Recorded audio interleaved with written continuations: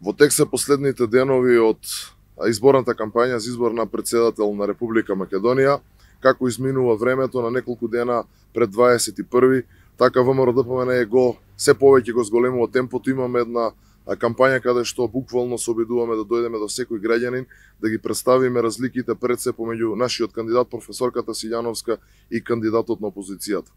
Она што можам да го кажам во досегашниот тек на кампањата е дека видовме една значително голема разлика. Од една страна имаме професорка која што со својата појава плени, со својот интелект, со својата докажаност во изминатото, едноставно остава впечаток на човек кој што е редно време да се појави на македонската политичка сцена, човек кој што ќе направи разлика во ова политичко разнебитување на македонската држава.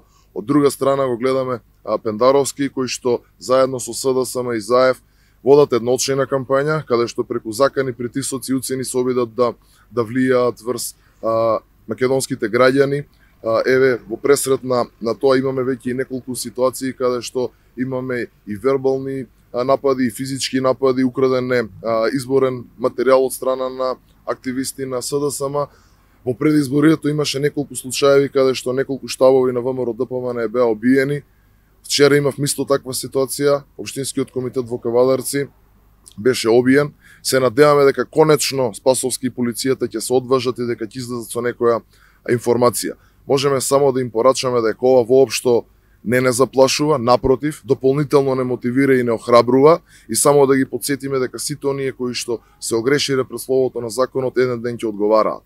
Денес сме во посета на општината Ѓорче Петров, ќе имаме повеќе средби со граѓани, ќе разговараме, ќе се обидеме на секој можен начин пред граѓаните да ги представиме разликите помеѓу кандидатите за новија претседателски избори.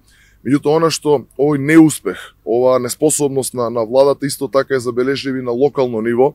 Имено вчера на седница на Совет видовме како градоначалникот на еден, да кажам, брутален начин, еден безмилосен начин и покри сите предизборни ветувања за зголемување на зеленилото, за почист воздух овде пред Ѓорче Петровци, како помина нова маркица за изградба на стамбена зграда токму овде позади, каде што на површина од некаде околу 14,5 хектари ќе се градат стамбени објекти.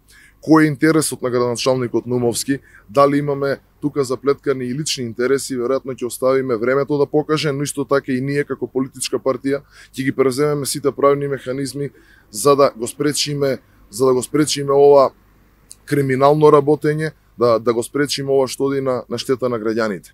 Уште еднаш, врз основа на сето ова кое што го кажуваме во целиот изминат период, знаеме и убедени сме дека ќе биде жена и дека ќе биде професорката Силјановска. Ви благодарам.